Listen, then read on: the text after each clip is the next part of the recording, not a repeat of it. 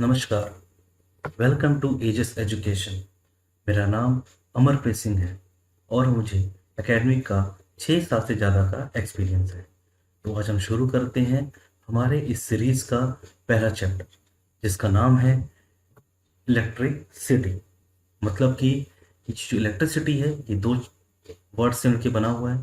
पहला वर्ड है हमारा इलेक्ट्रिक और दूसरा है सिटी।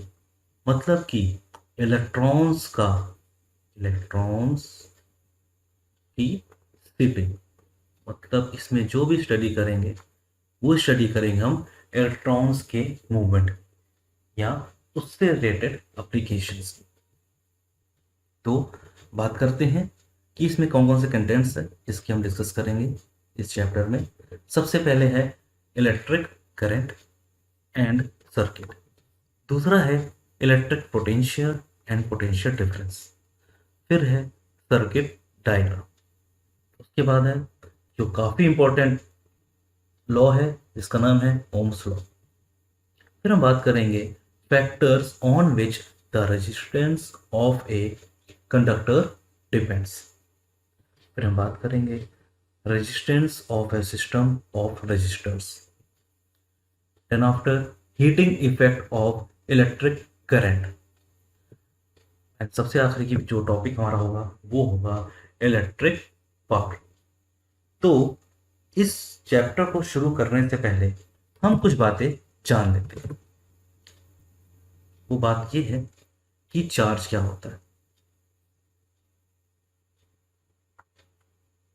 चार्ज दो टाइप्स के होते हैं, पॉजिटिव और दूसरा होता है नेगेटिव। हम जानते हैं कि जो एटम होता है वो 3 चीजों से मिलकर बना होता है। पहला है न्यूट्रॉन, सेकंड प्रोटॉन्स और जो थर्ड होता है इलेक्ट्रॉन्स। इन सबसे मिलकर बना होता है हमारा। और आपने स्टडी करी हुई केमिस्ट्री में कि जो ये एटम होता है इसका स्ट्रक्चर तो इस तरह से है, मैं बना देता हूं कि जो सबसे सेंटर में हमारा होता है वो न्यूट्रॉन एंड प्रोटॉन होता है और इसके जो आउटर सेल में हमारा इलेक्ट्रॉन घूमता रहता है, कभी यहाँ कभी यहाँ कभी यहाँ कभी यहाँ। एक बात और बताना चाहता हूं, जो चार्ज होता है वो इलेक्ट्रॉन्स पे होता है माइनस, प्रोटॉन पे होता है पॉजिटिव और न्यूट्रॉन हमारा न्यूट्रल ही रहता है। तो इस फिगर से आप देख रहे होंगे कि जो अट्रैक्शन फोर्स है न्यूट्रॉन और प्रोटॉन के बीच में वो काफी ज्यादा, लेकिन as compare to force attraction force between neutron and proton, the force जो अब होगा अट्रैक्शन फोर्स न्यूट्रॉन और इलेक्ट्रॉन के बीच में ये कम होगा। क्यों? क्योंकि ये कुछ डिस्टेंस पे है, कुछ डिस्टेंस पे इलेक्ट्रॉन्स हमारे हैं, इसलिए जो अट्रैक्शन फोर्स है इन दोनों के बीच का वो बहुत कम होगा एज कंपेयर टू न्यूट्रॉन और प्रोटॉन के बीच। इसलिए हमारा इस इलेक्ट्रॉन को रिमूव करना आसान है। कोई आउटर फोर्स हमने अप्लाई किया, आउटर फोर्स अप्लाई करने से क्या होगा, हमारा इलेक्ट्रॉन इस चीज को छोड़ के बाहर रिमूव चला जाएगा। तो इससे क्या होगा, हमारा जो इलेक्ट्रॉन है वो एटम को छोड़ के बाहर स्पेस में ट्रैवल करना शुरू कर देगा। तो इसकी वजह से इस पे हमारा आ जाएगा पॉजिटिव चार्ज और इलेक्ट्रॉन में हमारा क्या आएगा, नेगेटिव चार्ज। अब हम बात करते हैं कुछ प्रॉपर्टीज के बारे में। प्रॉपर्टीज जैसे कि जो हमारे सेम पोलैरिटी के चार्ज होंगे उस पे हमारा क्या होगा, हमेशा वो एक दूसरे को रिपल करेंगे और अपोजिट पोलैरिटी के जो चार्ज होंगे वो एक दूसरे क्या करेंगे, अट्रैक्ट करेंगे। ओके, तो इन प्रॉपर्टी को याद रखते हुए हम आगे डिस्कस करते हैं इलेक्ट्रिक करंट एंड सर्किट। तो if the electric charge flow through a conductor we say that there is a electric current in the conductor. सबसे पहले हम बात करेंगे कि ये करंट क्या होता है। अगर डेली लाइफ की बात करते हैं तो आपने देखा होगा एयर करंट,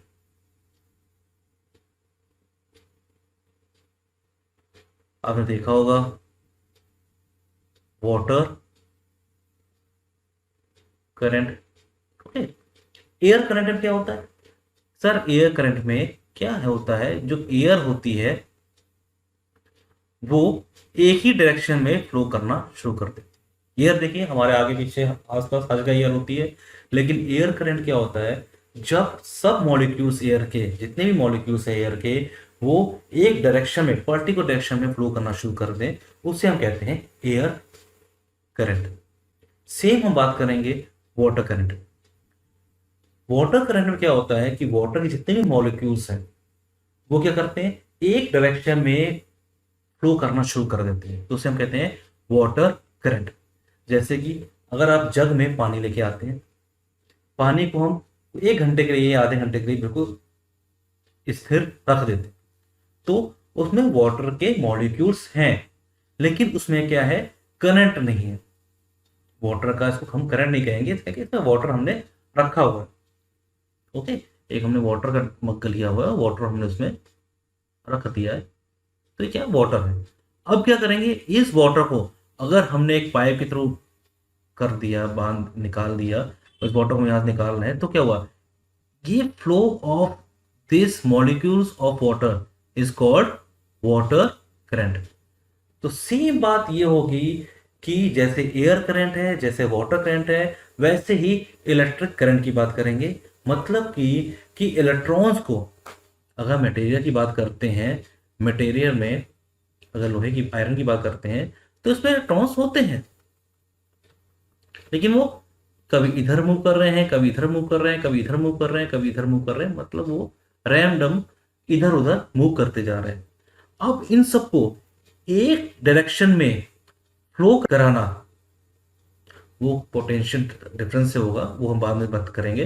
पहले बात करेंगे इलेक्ट्रॉन्स को एक डायरेक्शन में फ्लो कराना, उसे क्या कहेंगे, उसे कहेंगे हम इलेक्ट्रिक करंट। जो इलेक्ट्रॉन का फ्लो एक डायरेक्शन में हो रहा है उसे हम कहेंगे इलेक्ट्रिक करंट। तो अब आप समझ गए होंगे कि इलेक्ट्रिक करंट क्या होता है। मैंने आपको पहले करंट बताया, फिर हमने इसको यहां से जोड़ दिया। इफ द इलेक्ट्रिक चार्जेस या electric charge flow through a conductor, वही बात कर रहे हैं कि एक कंडक्टर है और कंडक्टर में हमने जितने भी चार्ज है उसको फ्लो करा दिया, तो we say that there is a electric current in a conductor. अब बात करते हैं दूसरी, a continuous and closed path of a circuit of a electric current is called electric circuit. अगर हमने एक कॉन्टिन्यूअस, हमने मटेरियल लगा दिया, एक कॉन्टिन्यूअस हमने उस पर इलेक्ट्रॉन का फ्लो होना शुरू हो गया है, दो कंडीशन है, इलेक्ट्रॉन का फ्लो होना शुरू हो गया है, और दूसरी कंडीशन क्या है, कोई क्लोज्ड पाथ हो।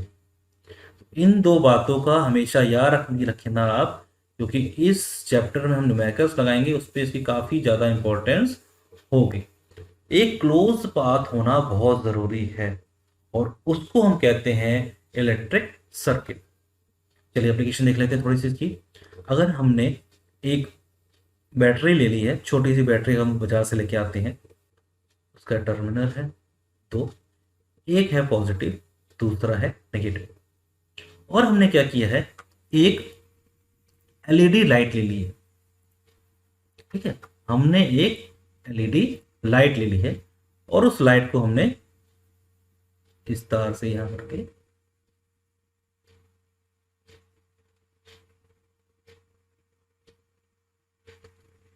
लगा दिया। तो इसमें देखिए दोनों कंडीशन लाई हो रही है, एक कॉन्टिन्यूअस सप्लाई हो रही है, इलेक्ट्रॉन्स की इसमें कॉन्टिन्यूअस सप्लाई हो रही है। ओके, हो रही कॉन्टिन्यूअस, प्लस क्लोज पाथ है। देखिए पाथ हमारा क्या है, पूरा यहाँ पे क्लोज्ड है। अगर हम इस पे यहाँ पे एक स्विच लगा देते हैं, एक हमने यहाँ पे एक स्विच लगा दिया और हमने इस स्विच को कर दिया ओपन। मैं दोबारा डायग्राम बना देता हूँ।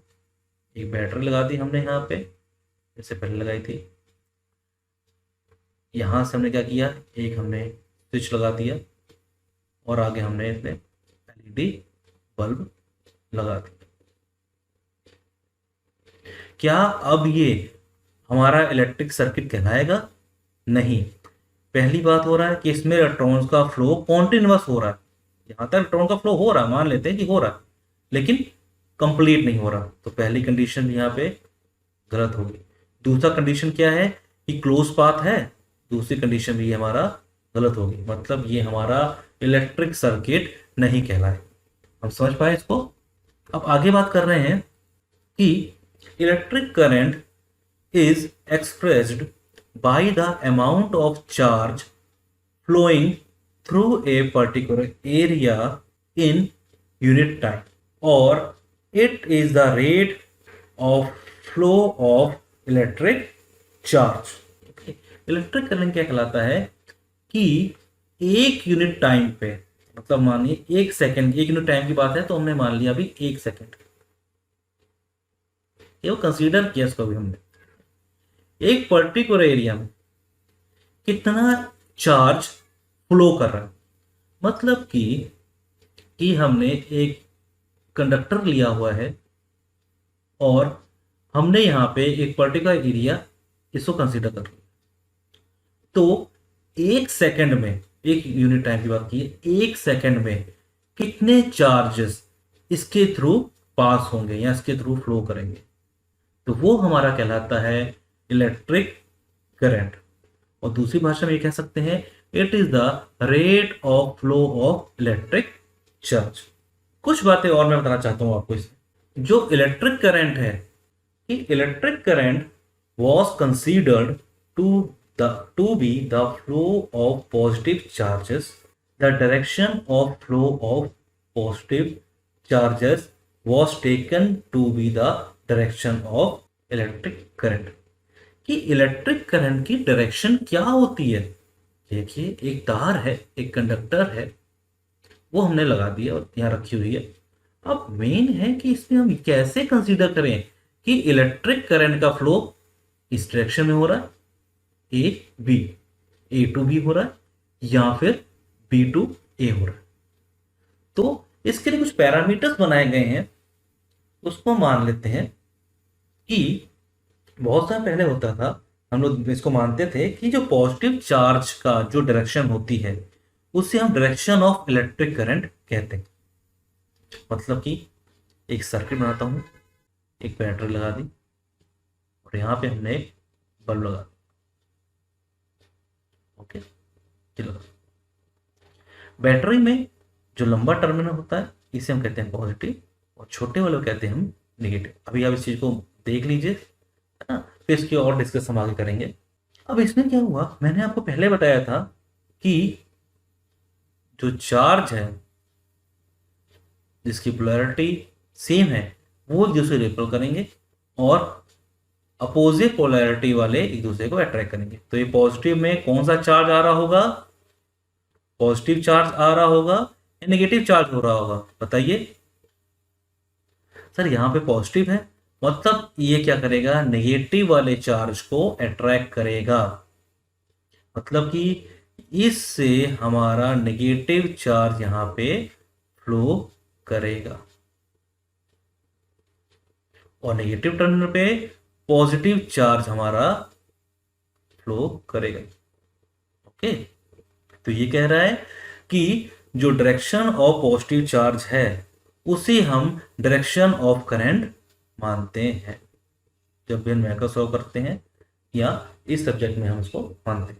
In the circuit, the direction of electric current is taken as opposite of direction of flow of electron which are negative charge। ठीक है, देखिए इसे हम दो चीज कह सकते हैं। यहां कह सकते हैं पहली बात कि जो डायरेक्शन ऑफ पॉजिटिव चार्ज है वो हमारी करंट की डायरेक्शन होगी, या फिर हम ये भी कह सकते हैं कि direction of opposite direction of negative charge. देखिए नेगेटिव चार्ज हमारा इस डायरेक्शन में आ रहा है और करंट हमारा इस डायरेक्शन में जा रहा है, तो अपोजिट हो गया ना। तो हम ये दोनों को बात कर सकते हैं। तो आप जब भी न्यूमेरिकल सॉल्व करेंगे या जैसे आप समझना चाहते हैं वैसे समझ सकते हैं।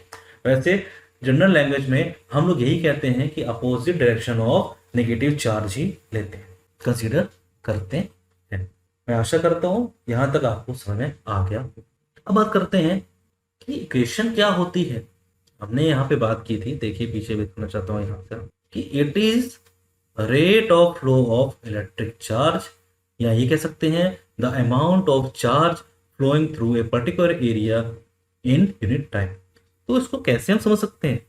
If a net charge Q flows across any cross section of a conductor in time t, then the current I through the cross section is क्या होगा? वो होगा I is equal to Q by T। जहाँ पे Q क्या है? Q है charge और T क्या है? एक पर्टिकुलर टाइम, जिस टाइम की हम यहाँ पे बात करेंगे। एसआई यूनिट की बात करते हैं।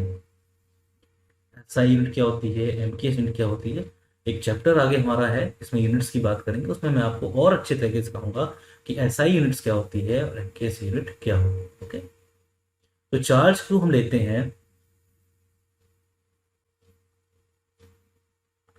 वो है इन कूलम,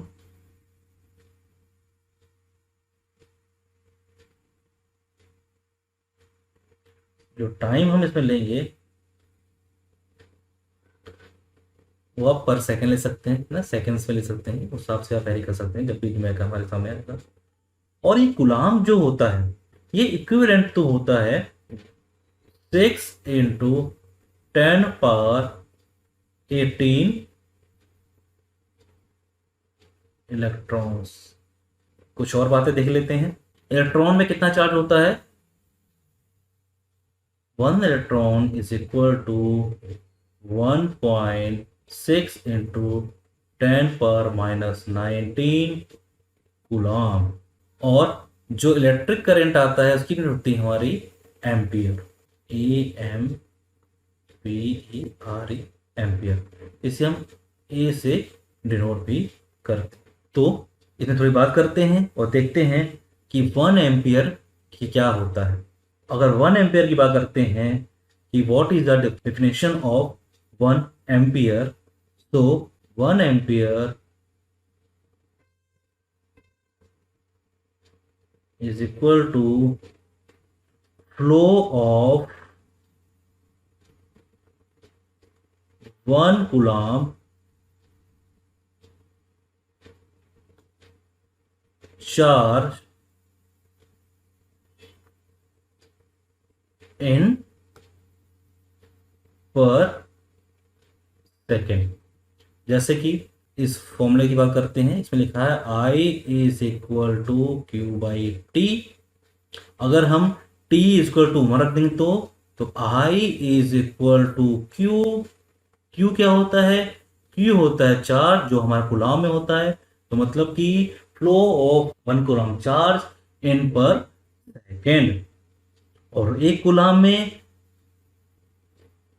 कितने इलेक्ट्रॉन्स होते हैं? वो होते हैं 6 × 10⁻18 इलेक्ट्रॉन्स। ओके, और एक इलेक्ट्रॉन में कितना चार्ज होता है? वो होता है 1.6 × 10⁻19। तो अब हम आगे बात करते हैं। जो हमने अभी बातें करी है इसको रिटर्न लिखा हुआ है, जैसे कि the SI unit of electric charge is coulomb and which is equivalent to the charge contained in nearly 6 × 10⁻18 electrons. The electric current is expressed by a unit called amperes, जिसे हम ए से डिनोट करते हैं। जब भी न्यूमेरिकल्स लगाएंगे तो current हमारा हमेशा दिया होगा कि यहाँ पे 5 एम्पियर करंट है, तो ये एसी इसको हम डिनोट करते हैं। 1 ampere constitute by the flow of 1 coulomb of charge पर सेकेंड, दैट इज जो हम पहले देख चुके हैं। अब हम आगे देखते हैं क्या चीजें होती हैं। जो एम्पियर्स है, हम इलेक्ट्रिक करंट की बात कर रहे हैं, तो इलेक्ट्रिक करंट को किसी एक डिवाइस से मेजर किया जाता है। जैसे कि बुखार को मेजर करने के लिए थर्मामीटर होता है, तो ऐसे ही इलेक्ट्रिक करंट को किसी डिवाइस से मेजर करते हैं, वो डिवाइस कहलाती है एमीटर। तो an instrument called ammeter measures electric current in a circuit. किसी भी सर्किट में, कोई भी इलेक्ट्रिक सर्किट हो, जितना बड़ा से बड़ा कॉम्प्लिकेटेड हो, जितना बड़ा सा हमारा सर्किट हो, जितना छोटा सर्किट हो, उसमें हमेशा जो भी इलेक्ट्रिक करंट मेजर किया जाता है वो हमारा एमीटर के थ्रू ही मेजर किया जाता है। It is always connected in series in a circuit through which the current is to be measured. हमेशा ध्यान रखिए, ये सब बातें हैं, बहुत बारीक सी बातें, हमेशा इसको याद रखिएगा कि जिस सर्किट में हमने करंट को मेजर करना है, तो उस सर्किट के सीरीज में हम एमीटर को लगा सकते हैं। जैसे कि सर्किट बनाना चाहता हूं मैं, कंडक्टिंग वायर, बैटरी, यहां पे हम लगा दिया एक स्विच, आगे हम लगा दिया एक बल्ब, लगा दिया आगे हमने। उसके बाद हमने यहाँ पे सीरीज में ही हमने यहाँ एमीटर को फिक्स कर दिया है। तो जैसे ही स्विच को हम करेंगे ऑन, तो हमारा सर्किट हो जाएगा कंप्लीट। इलेक्ट्रिक सर्किट की क्या कंडीशन थी कि कॉन्टिन्यूअस फ्लो हो, और दूसरा क्या था बताइए, हमारा सर्किट ब्रेक ना हुआ हो, ओके, कॉन्टिन्यूटी रहे। तो हमारे यहाँ पे कॉन्टिन्यूअस आना शुरू हो गया सब। अब एमीटर को हमने हमेशा सीरीज में क्यों लगाया? हमने इसलिए लगाया है कि जब हम एमीटर को बनाते हैं, जब भी हम एमीटर को बनाते हैं, तो उसका जो इंटरनल रेजिस्टेंस होता है वो कैसा होता है? वो बहुत ही ज्यादा कम होता है। RI is very very very low, okay, tends to 0 भी कह सकते हैं। इसे हमने इसको सीरीज में लगाया है। एक पॉइंट तो यहाँ पे हमने देख लिया। दूसरा हम इसको बात करेंगे जब हम रेजिस्टेंस को सीरीज एंड पैरेलल में कनेक्ट करेंगे। अब हम क्या करेंगे, एक इसकी एप्लीकेशन पे एक न्यूमेरिकल देख लेते हैं, न्यूमेरिकल ट्राई करते हैं।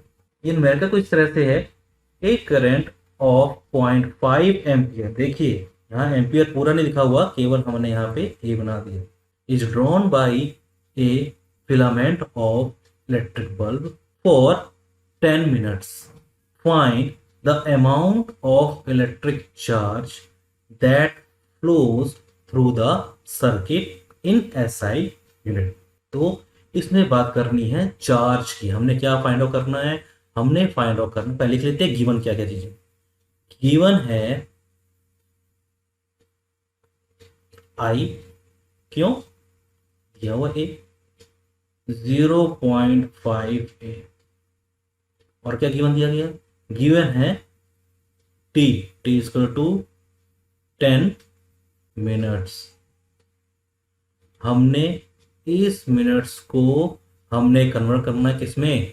सेकेंड में, क्योंकि हमने जब पिछली बार डिस्कस किया तो हमने क्या किया था, 1 सेकेंड माना था, ओके। तो कन्वर्ट करेंगे तो एक मिनट में 60 सेकेंड होते हैं, तो 10 मिनट में क्या हुआ, 10 into 60 seconds is equal to 600 second. ये चीज अपने गिवन है। अब फाइंड क्या करना है?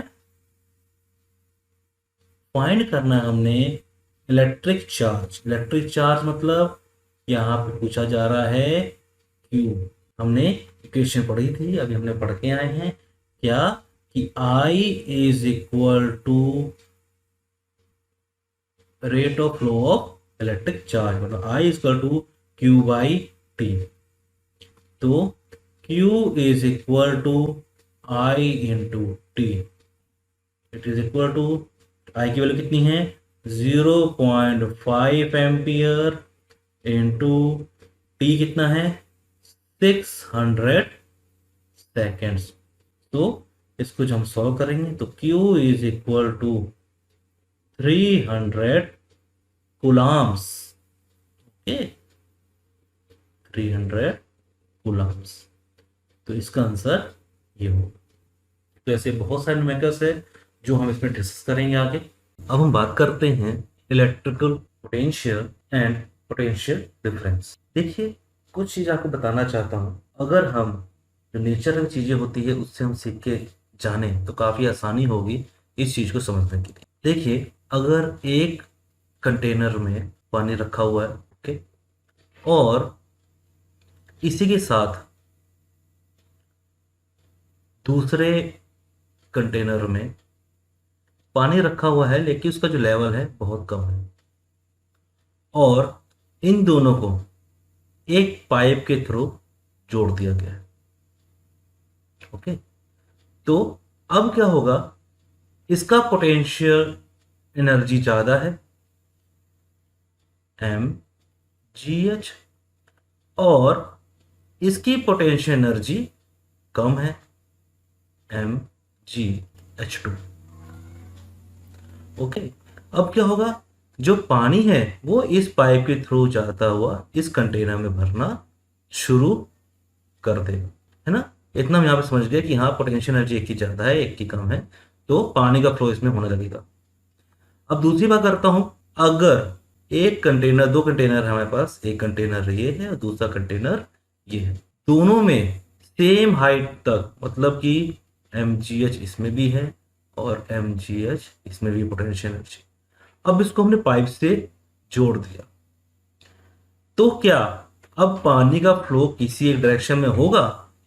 नहीं, इसमें पानी का फ्लो किसी भी डायरेक्शन में नहीं होगा, लेकिन इस फिगर में पानी का फ्लो होगा कहाँ, हायर पोटेंशियल डिफरेंस से, यानी हायर पोटेंशियल जहां एनर्जी है उससे लोअर पोटेंशियल एनर्जी तक।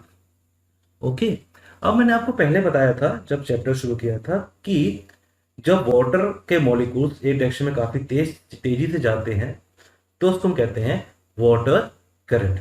तो सेम बात यहीं पे है कि अगर हमने इलेक्ट्रिक करंट बनाना है, यानी इलेक्ट्रॉन का करंट हमने यहाँ पे बनाना है किसी भी कंडक्टर में, तो हमें पोटेंशियल एनर्जी लगानी पड़ेगी, पोटेंशियल डिफरेंस पैदा करना पड़ेगा। ओके स्टूडेंट्स, इतना समझ पाए? तो अब हम देखते हैं, जैसे हमने वाटर में पोटेंशियल डिफरेंस किया था, सिमिलरली हमें इलेक्ट्रिकल इंजीनियरिंग में भी करना पड़ेगा पोटेंशियल डिफरेंस। अब वाटर केस में हमने बीकर ले लिया है, जो पोटेंशियल डिफरेंस वहां पे आ गया है, लेकिन इलेक्ट्रिकल में हम ऐसा क्या चीज लेके हैं जिससे हमारा पोटेंशियल डिफरेंस आए? एक कंडक्टिंग वायर है, और इस कंडक्टिंग वायर के ए पॉइंट पे बी पॉइंट पे ऐसे क्या करें जिससे कि इसमें पोटेंशियल डिफरेंस आए और इलेक्ट्रॉन का फ्लो होना शुरू हो जाए। ओके, तो लाइन देखते हैं क्या लिखा हुआ है, the electrons move only if there is a difference of electric pressure, electric pressure का डिफरेंस हो, called the potential difference along the conductor. ये हम बात कर रहे थे कि इलेक्ट्रॉन का फ्लो तभी होगा जब दोनों साइड्स पे पोटेंशियल डिफरेंस आ जाए, कोई पोटेंशियल डिफरेंस आ जाए या प्रेशर का डिफरेंस आ जाए। नेक्स्ट लाइन कैसे कह रहे हैं कि ये जो पोटेंशियल डिफरेंस है इसको हम लेके आ सकते हैं एक सेल से और बैटरी से। बैटरी क्या होता है? कॉम्बिनेशन ऑफ सेल्स को हम बैटरी कहते हैं। When a cell is connected to a conducting circuit element, the potential difference sets the charges in the motion in the conductor and produce a electric current। जैसे water में किया था वैसे इसमें आते। अब देखिए, हमने एक बैटरी लेके आए हैं। बैटरी क्या होता है? उसमें कॉम्बिनेशन ऑफ सेल्स होते हैं। अब हमने इनमें से एक टर्मिनल निकाल दिया है पॉजिटिव और दूसरा टर्मिनल निकाल दिया हमने नेगेटिव। अब हमने कोई भी कंपोनेंट यहां पे लगा दिया, से कनेक्ट करते हैं। अब इस कंडक्टिंग वायर में या इस कंपोनेंट में जितने भी इलेक्ट्रॉन्स होंगे वो कहाँ जाना शुरू कर देंगे, वो जाएंगे अब पॉजिटिव की तरफ, और जितने भी पॉजिटिव चार्ज है वो कहाँ जाएंगे, वो जाएंगे नेगेटिव की तरफ, क्योंकि हमने बताया था चार्जेस के एप्लीकेशंस में कि अपोजिट पोलैरिटी होती है चार्जेस की, तो वो एक दूसरे को अट्रैक्ट करते हैं। ओके, अब ये देखिए इसमें इलेक्ट्रॉन्स का फ्लो होना शुरू हो गया, इलेक्ट्रॉन्स का फ्लो होना शुरू हो गया। तो मुझे ये बताइए, जब इलेक्ट्रॉन्स का फ्लो इस डायरेक्शन में हो रहा है तो करंट की डायरेक्शन क्या होगी, तो करंट की डायरेक्शन हमारी होगी opposite of direction, flow of direction of electron. तो करंट का मूवमेंट हमारा इस डायरेक्शन में होगा, अगर इलेक्ट्रॉन हमारा इस डायरेक्शन मूव कर रहा है। ओके, अब ये देखिए फ्लो कैसे आया है, ये फ्लो आया है बैटरी लगाने से या सेल्स को लगाने से। इससे क्या हुआ, इससे दोनों टर्मिनल में, मतलब दोनों के एंड में, कंडक्टिंग वायर के एंड में पोटेंशियल डिफरेंस आ गया, जिसकी वजह से इलेक्ट्रिक करंट बहने लगा। ओके, अब आगे बात करते हैं the electric potential difference between 2 points in an electric circuit carrying some current as the work done to move a unit charge from one point to other। मतलब कि जो पोटेंशियल डिफरेंस बिटवीन 2 पॉइंट्स है, मतलब potential difference between 2 points, जिसे हम denote करते हैं potential difference को V से। ये क्या होता है, ये होता है वर्क डन, चार्ज को एक डायरेक्शन से दूसरे डायरेक्शन ले जाने के लिए जो वर्क डन हुआ है, work done divided by charge, charge मतलब Q, वर्क डन मतलब W, then V is equal to W by Q।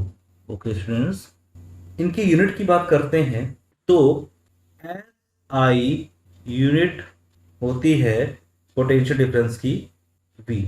Okay, अब हम इसको थोड़ा और देखते हैं और ये जानते हैं कि 1 वोल्ट क्या होता है। ओके, तो 1 volt is the potential difference between 2 points in A current carrying conductor. Okay, ये 2 पॉइंट होता है, कोई करंट कंडक्टर है, कंडक्टर बना लेता हूं, ए एंड बी इसके साइड्स है, इन दोनों के बीच, पॉइंट्स के बीच का पोटेंशियल डिफरेंस होता है कब का, जब when 1 joule of work is done to move a charge of 1 coulomb from 1 point to another. मतलब कि एक कूलम चार्ज को बी से ए ले जाने के लिए अगर 1 जूल वर्क डन हो रहा है तो उसे हम कहते हैं 1 वोल्ट। तो 1 वोल्ट क्या आएगा यहाँ पे, 1 volt is equal to 1 joule divide by 1 coulomb. Okay, समझ पाए यहाँ पे 1 वोल्ट क्या होता है, 1 वोल्ट पोटेंशियल डिफरेंस होता है किसी भी कंडक्टिंग वायर के 2 पॉइंट के बीच का, जब एक कूलम चार्ज को एक पॉइंट से दूसरे पॉइंट तक ले जाने के लिए 1 जूल वर्क डाउन या वर्क डन करना पड़े, उसे हम कहते हैं 1 वोल्ट। ओके स्टूडेंट्स, अब बात करते हैं the potential difference is measured by means of N instrument called voltmeter. जैसे कि करंट को किससे मेजर किया गया था, एमीटर से, वैसे ही वोल्ट को मेजर करते हैं वोल्ट मीटर से। ओके, एक और बात, हमेशा जिस एलिमेंट्स पे हमने पोटेंशियल डिफरेंस निकालना है उसके पैरेलल में हम लगाएंगे वोल्ट मीटर। क्या लगाएंगे, पैरेलल में हम लगाएंगे वोल्ट मीटर को। वोल्ट मीटर, एक और बात बताना चाहता हूं आपको कि वोल्ट मीटर का जो इंटरनल रेजिस्टेंस होता है वो काफी ज्यादा होता है। मतलब आर आई किसका, वोल्ट मीटर का, इज ग्रेटर देन 1, एक से बहुत ज्यादा होता है इसका इंटरनल रेजिस्टेंस। ओके, तभी इसको हम इसके पैरेलल में लगाते हैं किसी भी एलिमेंट जिसकी हमने वोल्टेज को मेजर करना है। ओके स्टूडेंट्स, अब हम बात करते हैं, देखिए लिखा हुआ है इसमें, the voltmeter is always connected in parallel across the points between which the potential difference is to be measured. अब एक न्यूमेरिकल लगा लेते हैं, जितना हमने पोटेंशियल डिफरेंस के बारे में स्टडी की है। इसमें लिखा है how much work is done in moving a charge of 2 coulombs, C मतलब, यहां पे सी मतलब है कूलम्स, मैं लिख देता हूं यहां पे, across 2 points having a potential difference 12 volt. तो अभी हमने फॉर्मूला देखा था, फॉर्मूला क्या था, V is equal to W equal to W divide by Q, then W is equal to V into Q। अब क्वेश्चन में गिवन क्या क्या है, जो वैल्यू गिवन है उसको देख लेते हैं। गिवन वैल्यू है, Q की वैल्यू दी गई है 2 कूलम्स एंड वोल्ट की वैल्यू दी गई है, पोटेंशियल डिफरेंस दिया गया है V इक्वल टू 12 वोल्ट। तो W वर्णन पूछा गया है, W is equal to 2 coulomb into 12 volt, then W is equal to 24। Unit क्या होगी, यूनिट होगी जूल्स। ओके, जूल्स क्यों होगी, क्योंकि हमने देखा था कि जो V है 1 volt is equal to 1 joule divided by 1 coulomb. Okay, अगर हमारा चार्ज कूलम में है और जो वर्क डन किया गया है वो जूल में है, तो उससे जो हमारा पोटेंशियल डिफरेंस आएगा वो वोल्ट में आएगा। अब हम बात करते हैं सर्किट डायग्राम की। ये सर्किट डायग्राम क्या होता है, देखिए कुछ चीजें आपको बताना चाहता हूं मैं। जैसे कि अभी मैंने आपको कहा कि बल्ब बनाना है, तो कुछ स्टूडेंट्स क्या करेंगे, बैटरी लगा के बल्ब को कुछ ऐसे बना देंगे, सर ये बल्ब है। ओके, कुछ लोग क्या करेंगे, ऐसे बल्ब बना देंगे, कुछ क्या करेंगे, ऐसे डब्बा बना के यहाँ पे बल्ब लिख देंगे। तो देखिए एक बल्ब बनाने में कितना वेरिएशन हो रहा है। तो कुछ स्टैंडर्ड बनाए गए हैं कि हम बल्ब को इस डायग्राम से समझ सकते हैं, या हमें यही डायग्राम बनाना है बल्ब के लिए, बैटरी के लिए हमने यही डायग्राम बनाना है बैटरी के लिए। ओके, कोई वोल्टेज सोर्स है उसको हम इस ऐसे बना सकते हैं, कोई करंट सोर्स है उसको हम ऐसे बना सकते हैं ना। तो ये प्री डिफाइंड चीजें हैं, तो इसके मुताबिक ही हम आगे इलेक्ट्रिकल इंजीनियरिंग में पढ़ते रहेंगे, या जो भी इलेक्ट्रिकल टॉपिक्स हैं उसी हम सिंबल्स का यूज करेंगे। ओके, वरना कंफ्यूजन हो जाएगी। कुछ लोग कहेंगे आपने कहा नहीं सर बल्ब बना हुआ है, फिर कुछ कहेंगे सर यहाँ पे आप पॉजिटिव लिख दिया, नेगेटिव लिख दिया, तो बैटरी है। तो बहुत सारी कंफ्यूजन हो सकती है, इसलिए कुछ बेसिक जो हमारे कंपोनेंट्स हैं उसकी हम बात कर लेते हैं। जैसे कि इलेक्ट्रिक सेल, इलेक्ट्रिक सेल को हम कैसे बनाएंगे, उसका सिंबल बना देते हैं। एक डंडा बड़ा होगा, दूसरा डंडा छोटा होगा, और ये जो बड़ा वाला होगा डंडा उसे हम करेंगे पॉजिटिव और छोटे वाले को करेंगे नेगेटिव। ये बन गया है सेल। बैटरी, बैटरी क्या होती है, कॉम्बिनेशन ऑफ सेल्स, मतलब कि इसमें हम दो या दो से अधिक हम सेल्स को लगा दें, तो ये क्या बना, बैटरी बनी। जो इसमें सबसे जो लॉन्गर स्टिक है इसको हम कहेंगे पॉजिटिव एंड स्मॉलर करेंगे नेगेटिव।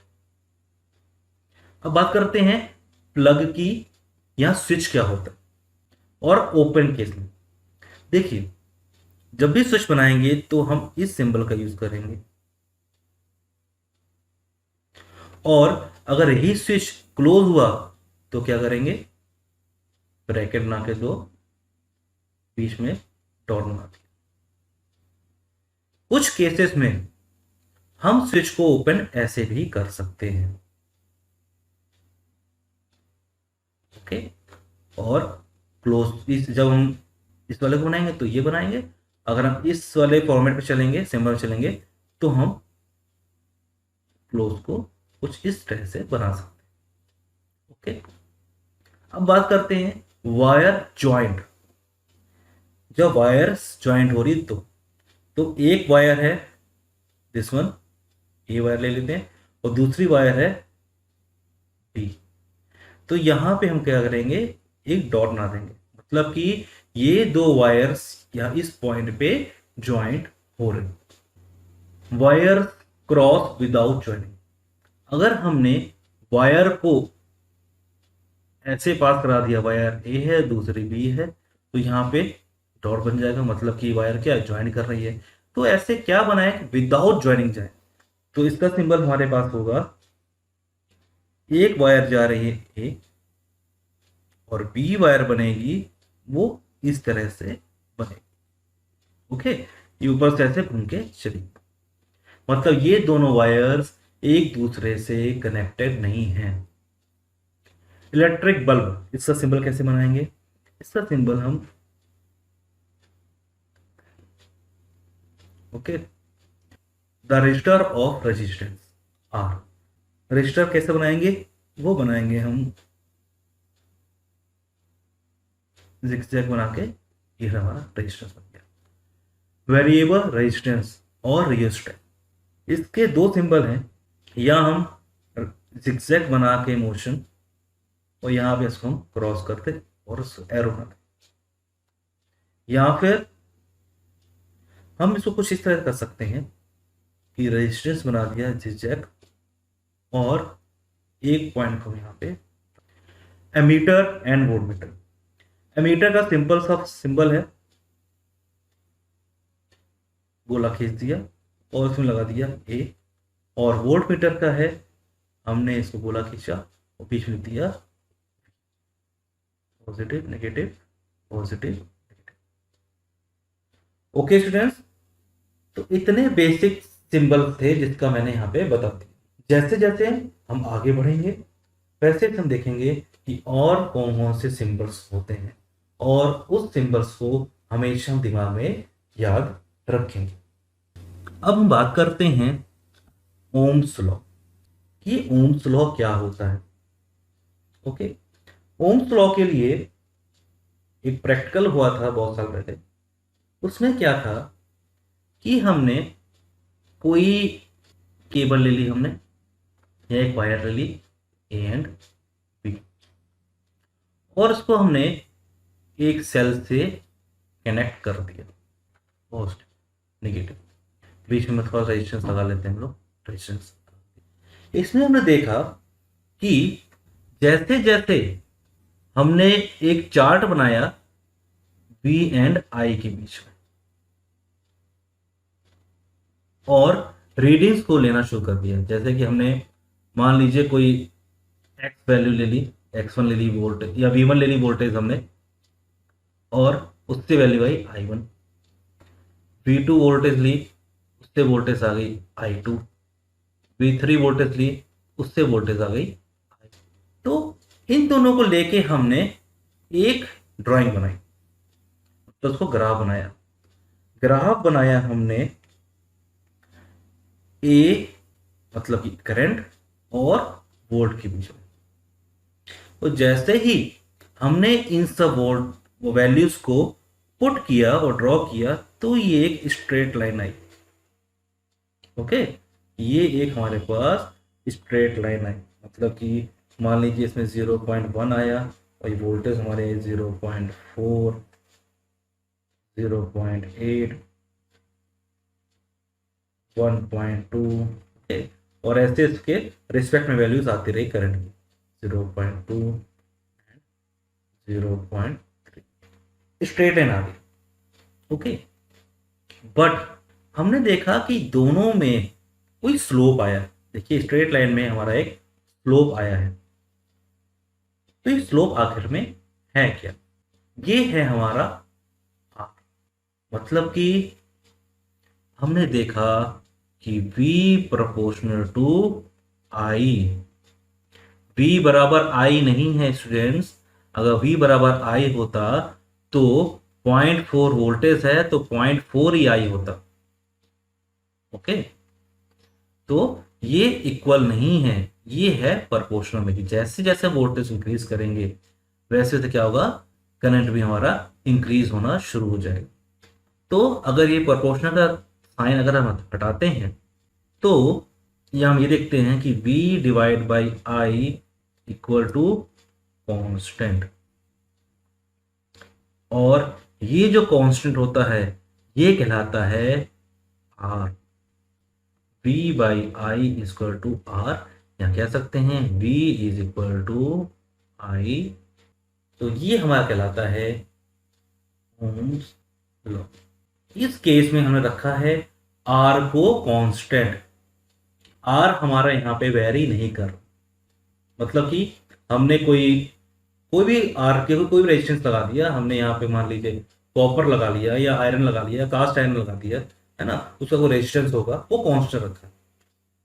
तो इसमें देखेंगे कि आर इज कांस्टेंट किसके लिए, for given temperature and it is called resistance. R क्या कहलाता है, आर कहलाता है रेजिस्टेंस।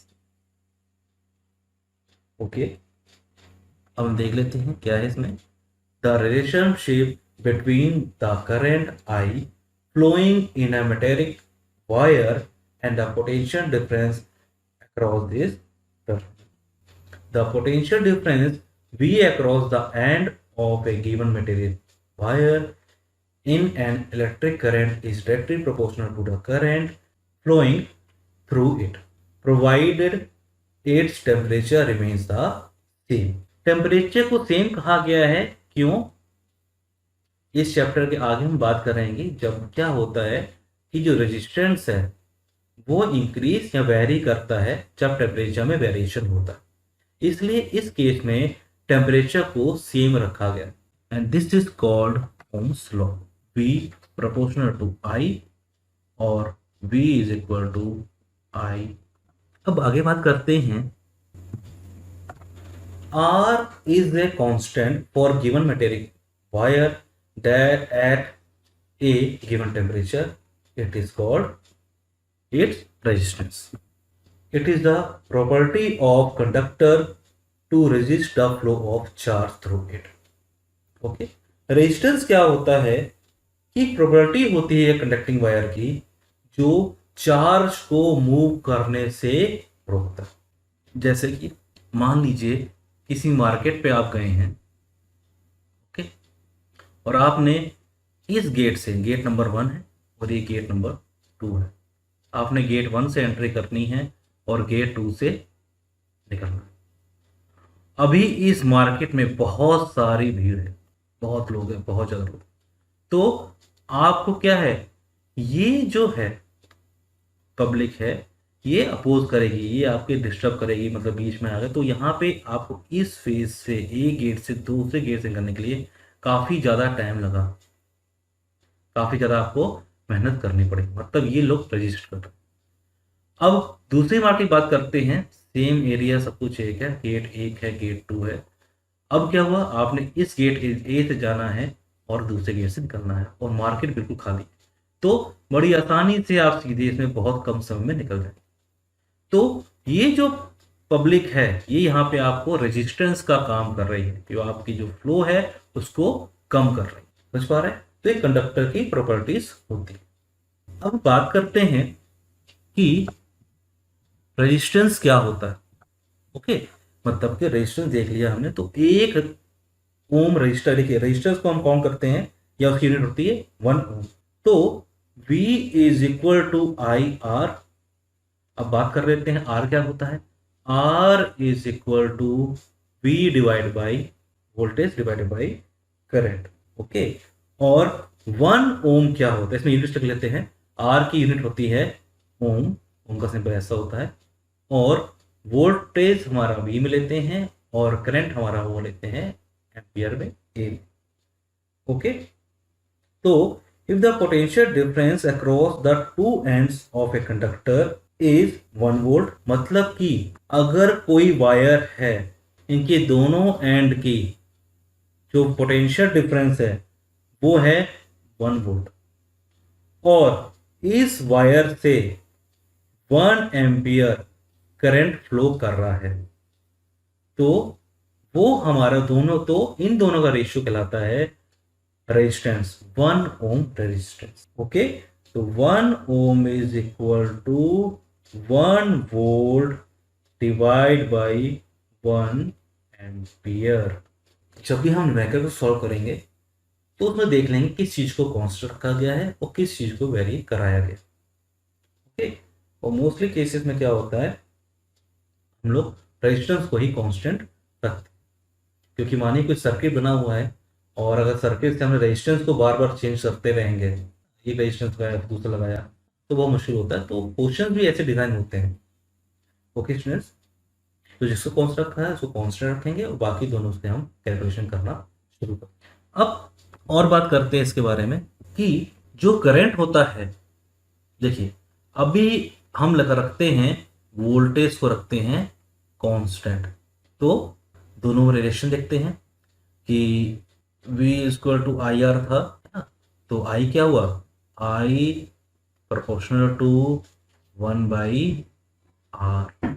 V को हमने यहाँ पे वोल्टेज को कांस्टेंट रखा, तो इससे हम देखेंगे कि I current through the resistor is inversely proportional to the resistance, मतलब कि अगर रेजिस्टेंस हमारा इंक्रीज होगा तो उस कंडक्टर से जाने वाला करंट कम होगा, और अगर रेजिस्टेंस हमारा कम होगा तो उस कंडक्टिंग वायर से जाने वाला करंट हमारा ज्यादा।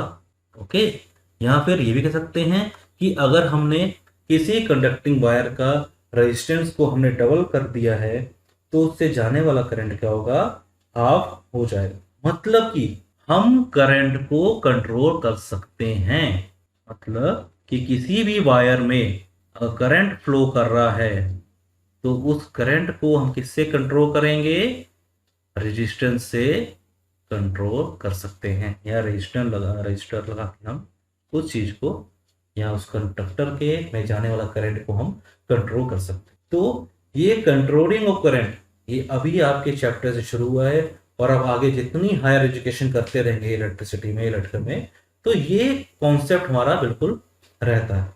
जब भी करंट को हमने कंट्रोल करना है तो वही हम रजिस्टर को लगा देते हैं। अब लिखा हुआ है a component used to regulate current without changing the voltage source is called variable resistance.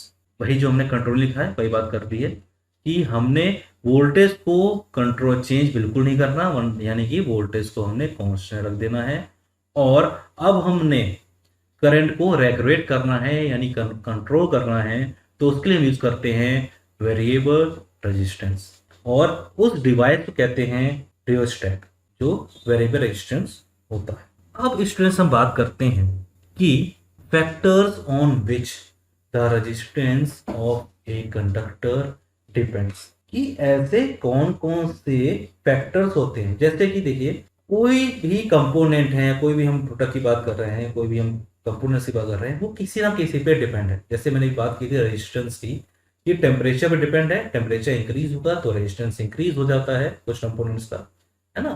तो ऐसे ही रेजिस्टेंस और कौन कौन से कंपोनेंट पे डिपेंड करता है। तो the resistance of a conductor depends on its length. कोई भी कंडक्टिंग वायर है उसकी लेंथ पे डिपेंड करता है कि उसकी लेंथ क्या है, on it's area of cross section. जो कंडक्टिंग वायर है उसका क्रॉस सेक्शन एरिया क्या है। ओके, तो इन दोनों पे डिपेंड करता है रेजिस्टेंस। तो R is proportional to L and R is also proportional होगा या इनवर्सली प्रोपोर्शनल होगा। तो ये होगा इनवर्सली प्रोपोर्शनल। लेंथ के प्रोपोर्शनल होता है रेजिस्टेंस, और जो क्रॉस सेक्शन एरिया है उसके इनवर्सली प्रोपोर्शनल होता है रेजिस्टेंस। तो हम इन दोनों को अगर कंबाइन करके लिखेंगे तो क्या लिख सकते हैं कि R is proportional to L by A। अब अगर प्रोपोर्शनलिटी का सिंबल हटाएंगे तो क्या आएगा, तो आएगा R is equal to rho L by A। ये फॉर्मूला आप याद कर लीजिए, बहुत इंपॉर्टेंट फॉर्मूला, जहां पे L क्या है, लेंथ ऑफ कंडक्टर, A क्या है, cross section area of conducting wire या कंडक्टर। रो क्या है, रो इज अ कांस्टेंट, ये कांस्टेंट होता है, वो इसे हम कहते हैं रेजिस्टिविटी ऑफ कंडक्टर, और इसकी जो यूनिट होती है वो यूनिट है रो, ओम्स होता है, वो है मतलब मीटर। तीसरा पॉइंट क्या है, on the nature of its material. Nature of material मतलब मटेरियल किस नेचर का है, तो वो हमारा आ गया, अगर हमारा मटेरियल सेम है, मतलब अगर हमने बात की है यहाँ पे आयरन की, तो आयरन का मटेरियल या इसका नेचर सेम है तो इसकी रेजिस्टिविटी क्या होगी, वो कांस्टेंट ही रहेगी। अगर हम दूसरी बात करते हैं कि कॉपर ले लिया है, कॉपर क्या होगा, ये मटेरियल का नेचर दूसरा है, ये आयरन है और ये कॉपर है, लेकिन इसकी जो रेजिस्टिविटी होगी कांस्टेंट हो। समझ पाए, the resistance of an uniform material conductor is directly proportional to length, inversely proportional to area of cross section, जो हम पहले लिख चुके हैं। R is proportional to L and R is inversely proportional to A. This is equal to R proportional to L by A and R is equal to rho L by, ये भी बता चुका हूँ।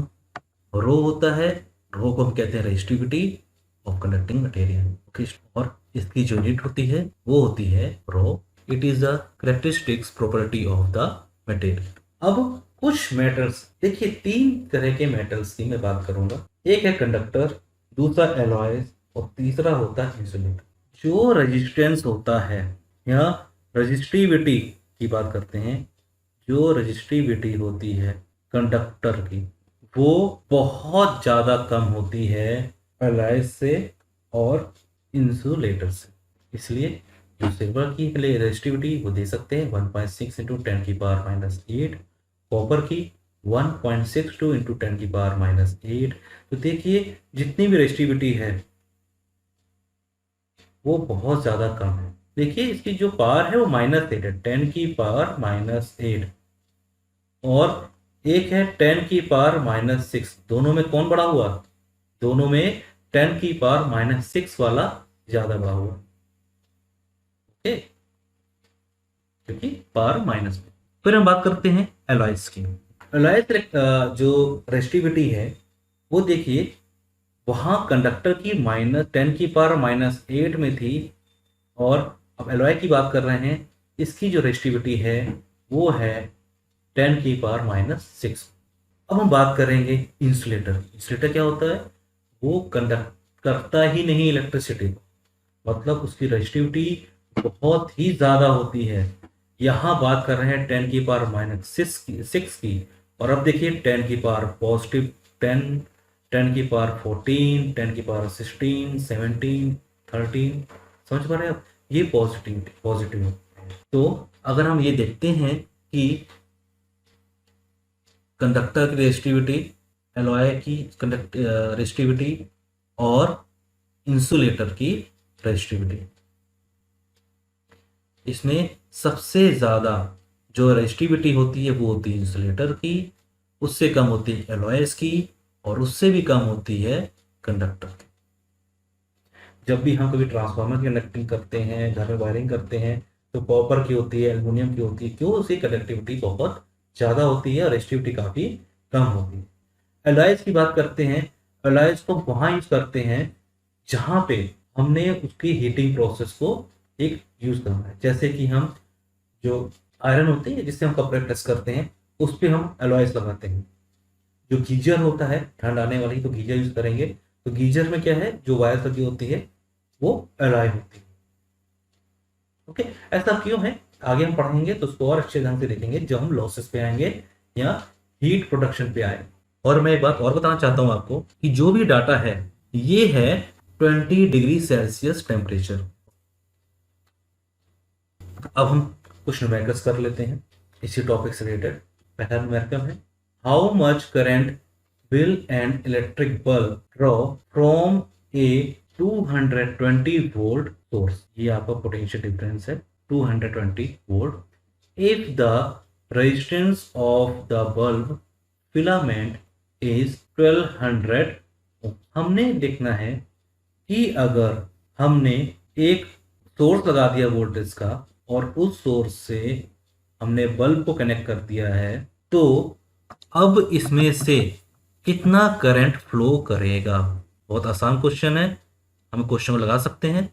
जी हाँ, जो रेजिस्टेंस है इसका bulb का वो दिया गया है 1200 ओम्स।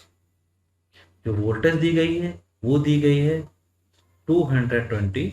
तो V is equal to I R. So I is equal to V divided by R. It is equal to 220 volt divided by 1200 resistance. This is equal to 0.18 ampere. Okay student, तो यहाँ पे इसको हमने आई को count कर लिया है। अब दूसरा क्वेश्चन है, how much current will an electric heater coil draw from 220 volt source if the resistance of heater coil is 100 ओम। देखिए, हमने यहाँ पे हीटर लगा दी। हीटर कैसे होता है, हीटर कॉइल कुछ तरह से होती है, देखो घर पे। अब क्या किया हमने, यहाँ से वोल्टेज अप्लाई कर दी। कितनी वोल्टेज, 220 वोल्ट। इसका रेजिस्टेंस कितना है, R इक्वल टू 100। सेम इसमें क्या कहा गया है, इसमें कहा गया है करंट को मेजर करना। तो V is equal to I R, then I is equal to V by R, then 220 volt divide by 100 resistance. This is equal to 2.2 ampere. अब आप देख सकते हैं स्टूडेंट्स कि सेम वोल्टेज सोर्स है दोनों में, 220 वोल्ट एंड 220 वोल्ट्स, लेकिन एक का रजिस्टर है, रेजिस्टेंस है, वो कितना है 1200 वोल्ट, और दूसरे का 100। मतलब कि जिसका रेजिस्टेंस ज़्यादा है उसमें करंट फ्लो कम हो रहा है, और जिसका रेजिस्टेंस हमारा 100 ओम है, मतलब रेजिस्टेंस उसका कम है, तो उसमें ज़्यादा करंट फ्लो हो रहा है। तो अभी हम जो स्टडी की थी वो बिल्कुल सही है। ओके, अब बात करते हैं दूसरा क्वेश्चन की। The potential difference between the terminals of an electric heater is 60 volt when it is drawn a current of 4 ampere from the source. What current will the heater draws if the potential difference is increased to 120? इसमें दो cases है। पहला case देख लेते हैं, case 1। इसमें कहा गया है कि हमने इलेक्ट्रिक हीटर लिया है। हीटर रेजिस्टेंस से बना होता है, रेजिस्टेंस ले लेता हूं मैं, और इसमें जो वोल्टेज लगाई गई है वो लगाई गई है 60 वोल्ट। और करंट कितना फ्लो हो रहा है? करंट फ्लो हो रहा है I is equal to 4 ampere. अब इलेक्ट्रिक हीटर है तो इसका रेजिस्टेंस होगा R। इस केस में जो इलेक्ट्रिक हीटर है उसका रेजिस्टेंस हमें गिवन नहीं है, तो क्यों ना केस 1 से हम रेजिस्टेंस को काउंट कर लेते हैं। हमें पता है कि V is equal to I R is equal to V by I. Volt कितना है? वोल्ट है 60 वोल्ट डिवाइड बाई आई कितना है? 4 ampere and this is equal to 15 ohm. मतलब कि जो रेजिस्टेंस है इलेक्ट्रिक हीटर का उसका वो उसकी वैल्यू क्या है? उसकी वैल्यू है 15। इतना समझ पाए हैं? अब हम बात करते हैं केस 2 की कि केस 2 क्या कह रहा है। अब वो कह रहा है कि अगर हमने सेम हीटर को कितना वोल्टेज दिया है? 120 वोल्ट। ये लिखा हुआ ना कि पोटेंशियल डिफरेंस को हमने इंक्रीज कर दिया है 120 वोल्ट पे। तो केस 2 की बात करते हैं। सेम इलेक्ट्रिक हीटर है, अब वोल्टेज को हमने इंक्रीज कर दिया R वोल्टेज 120 वोल्ट। अब इसमें निकालना है हमने I क्या हो। देखिए इलेक्ट्रिक हीटर सेम है मतलब उसका मटेरियल भी सेम है, मटेरियल सेम है तो उसकी रेजिस्टिविटी भी सेम होगी। मतलब कि जो पहले केस में R है मतलब R1 लेते हैं यहाँ पे, वही हमारा R2 होगा। क्यों? मटेरियल सेम है, सब कुछ सेम, लेंथ सब कुछ सेम है, तो जो रेजिस्टेंस पहले वाले केस में था वही दूसरे वाले केस में होगा। तो R1 is equal to R2। अब हमने फाइंड आउट करना है I क्या होगा। तो V is equal to I R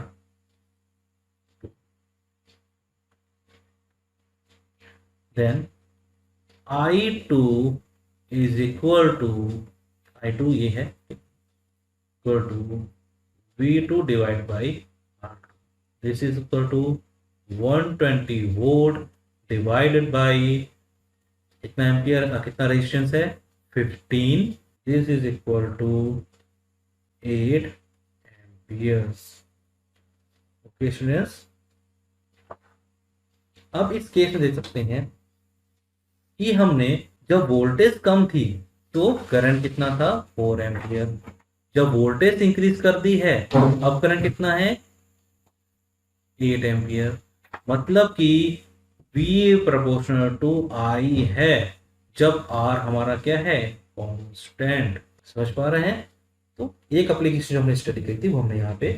अब एक क्वेश्चन और है की बात करते हैं। इसमें कहा गया है the resistance of a metal wire of length 1 metre is 26 ohm at 20 degree Celsius temperature.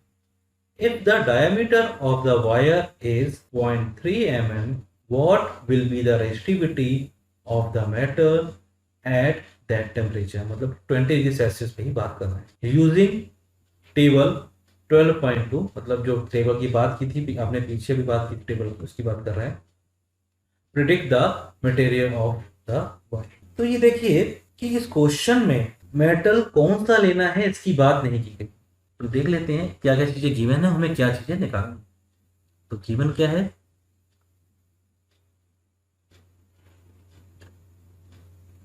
Given length is equal to 1 metre, diameter D is equal to 0.3 mm।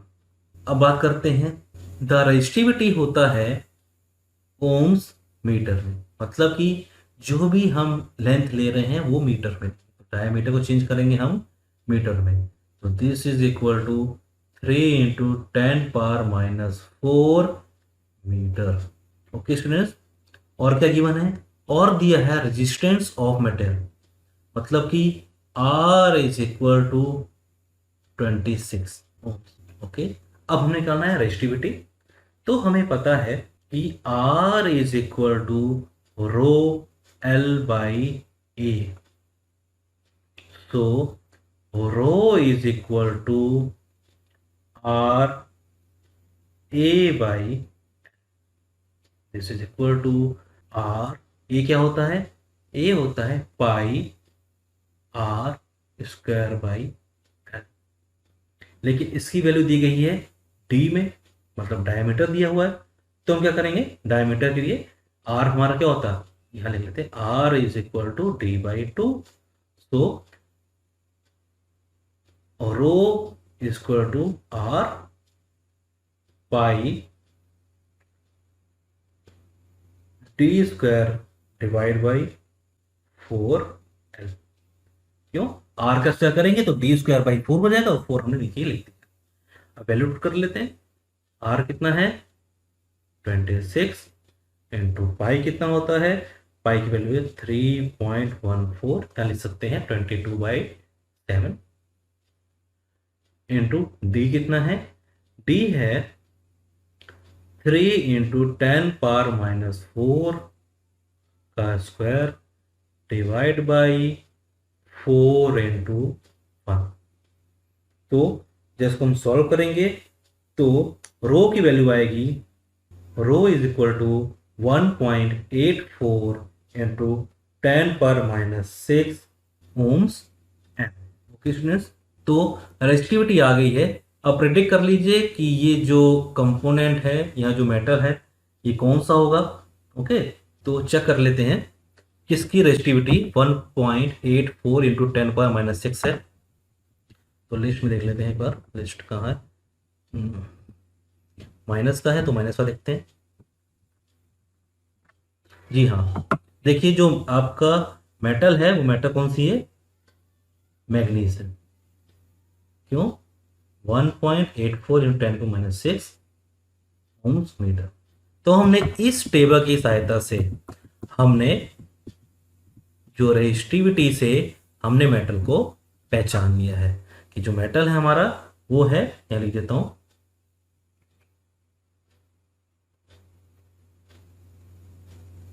Manganese. Okay, अब एक न्यूमेरिकल और है उसको देख लेते हैं। A wire of given material, a wire of given material having length 1, sorry ये 1 नहीं है, L होगा, and area of cross section A has a resistance of 4. What would be the resistance of another wire of the same material having length L by 2 and area of cross section 2? मतलब कि इस case में इन्होंने resistivity नहीं दी है। Okay, इन्होंने ये कहा है कि कोई लेंथ है L और एरिया है A, है ना। अब हमने लेंथ को इसमें देखते हैं हम लोग, जैसे कि इसमें क्या है कि एक वायर ले ली है और उस वायर में ये कहा गया है कि L लेंथ है और एरिया A है। अब इसी मैटर की बनी हुई दूसरी वायर हमने ले ली है जिसकी जो लेंथ है वो हाफ है और एरिया जो है L/2 आपकी लेंथ है और एरिया जो है क्रॉस सेक्शन एरिया वो 2A हो गया। अब पूछ रहे हैं कि रेजिस्टेंस बताइए किसका, ये न्यू वाले का, तो ये B है और ये, तो रेजिस्टिविटी नहीं दी है तो हम उसको सॉल्व करने की कोशिश करते हैं। पहले केस में क्या होगा कि R1 is equal to rho L/A। Resistance का फॉर्मूला ये होता है, रो के लिया गया है क्योंकि दोनों मेटल हमारे सेम है तो रेजिस्टिविटी क्या होगी, सेम ही होगी। और इसमें रेजिस्टेंस ए वाले ए की बात कर रहे हैं तो आर है ना। दूसरा जो रेजिस्टेंस है RB, इसकी बात कर लेते हैं, ये है रो, L कितना है इसका, L/2 और एरिया क्या है, एरिया है 2A। तो RB is equal to rho L divide by 4A। Okay students, अब हम क्या करेंगे, इक्वेशन 1 और इक्वेशन 2 को डिवाइड कर देंगे। कैसे, ये देखिए कि RA divided by RB is equal to rho L by A divided by rho L by 4a। तो रो से रो कैंसिल आउट हो गया, एल से एल कैंसिल आउट हो गया, ए से ए कैंसिल आउट हो गया, तो 4 यहाँ पे ऊपर आ गया। तो निकालना है आर बी की value. R B is equal to R A divide by 4। तो आर ए कितना है, आर ए की वैल्यू दी गई है 4 ओम। तो 4 ohm divide by 4 is equal to 1। R B की जो वैल्यू होगी, जो इस रेजिस्टेंस की वैल्यू होगी, वो होगी 1 ओम। ओके स्टूडेंट्स, तो आज हम इस चैप्टर को यही पॉज करते हैं और दूसरे लेक्चर में हम इसको पूरा कंप्लीट कर लेंगे विद न्यूमेरिकल्स, कि इससे चैप्टर से रिलेटेड कौन कौन से न्यूमेरिकल्स होते हैं, वो किस तरह के न्यूमेरिकल्स आ सकते हैं, और कुछ हम कॉन्सेप्ट बात करेंगे कि इन फ्यूचर में इससे क्या क्या एप्लीकेशंस है। अगर आपको ये वीडियो अच्छी लगी हो तो इसे लाइक करें, आपका कोई सुझाव है तो उसे कमेंट करें, या आपकी क्वेरी है तो आप कमेंट बॉक्स में ले सकते हैं। इस वीडियो को शेयर करें और इस चैनल को सब्सक्राइब करें, क्योंकि अब मैं क्या है पूरा कॉन्टिन्यूअस मैं इस चैनल पे वीडियोस को अपलोड करता जाऊंगा। तब तक के लिए धन्यवाद एंड बाय।